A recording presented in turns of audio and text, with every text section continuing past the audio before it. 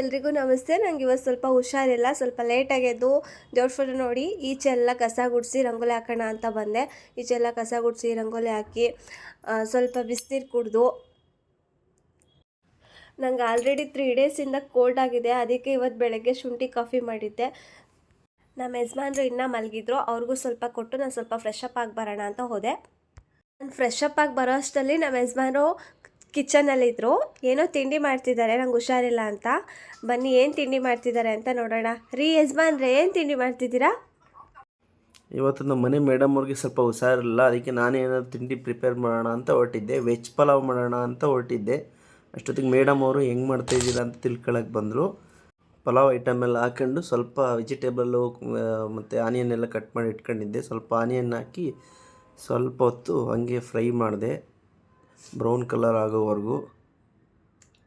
ಆನಂತರ ಮತ್ತೆ ನಾನು ಸ್ವಲ್ಪ ಐಟಮ್ನ ರುಬ್ಬಿಟ್ಕೊಂಡಿದ್ದೆ. ಶುಂಠಿ, ಬೆಳ್ಳುಳ್ಳಿ, ಕೊತ್ತಂಬರಿ ಸೊಪ್ಪು, ಪುದೀನ ಎಲ್ಲ ರುಬ್ಬಿಟ್ಕೊಂಡಿದ್ದೆ. ಅದನ್ನು ಹಾಕ್ಕೊಂಡು ಹಸಿ ಸ್ಮೆಲ್ ಆಗೋವರೆಗೂ ಫ್ರೈ ಮಾಡಿ 1 ಟೊಮೊಟೊ ಹಾಕೊಂಡು ಕಟ್ ಮಾಡಿರೋ ವೆಜಿಟೇಬಲ್ಸ್ನೆಲ್ಲ ಹಾಕೊಂಡೆ. ಅನಂತರ ಸ್ವಲ್ಪ ವೆಜಿಟೇಬಲ್ ಎಲ್ಲ ಉಪ್ಪಿಡಿಲಿ ಅಂತಂದ್ಬಿಟ್ಟು ಸ್ವಲ್ಪ ಉಪ್ಪು ಹಾಕೊಂಡು ಫ್ರೈ ಮಾಡ್ಕೊಂಡು ಸ್ವಲ್ಪ ಸೋಯಾಬೀನ್ಸ್ ಹಾಕೊಂಡೆ. ಆನಂತರ ಸ್ವಲ್ಪ 2 ಗ್ಲಾಸ್ ನೀರು ಹಾಕಿ, ನಾವು ಇಬ್ಬರೇ ಇರೋದ್ರಿಂದ 1 ಗ್ಲಾಸ್ ಅಕ್ಕಿ ನೆನೆಸಿಟ್ಕೊಂಡಿದ್ದೆ ಆಲ್ರೆಡಿ. ಅದಕ್ಕೆ 2 ಗ್ಲಾಸ್ ನೀರು ಹಾಕಿ, ನೀರು ಕುದಿ ಬಂದ ಮೇಲೆ ರೈಸ್ ಹಾಕಿ ಚೆನ್ನಾಗಿ ಮಿಕ್ಸ್ ಮಾಡಿದೆ.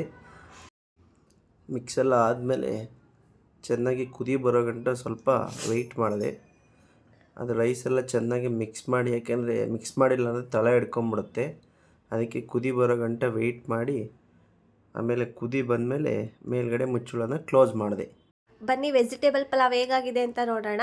ತುಂಬ ಚೆನ್ನಾಗಿ ಬಂದಿದೆ. ನೀವು ಒಂದ್ಸಲ ಮನೇಲಿ ಟ್ರೈ ಮಾಡಿ, ಹೇಗಿದೆ ಅಂತ ಕಮೆಂಟ್ ಮಾಡಿ. ಈ ವಿಡಿಯೋ ಇಷ್ಟ ಆದರೆ ಪ್ಲೀಸ್ ಸಪೋರ್ಟ್ ಮಾಡಿ, ಫಾಲೋ ಮಾಡಿ.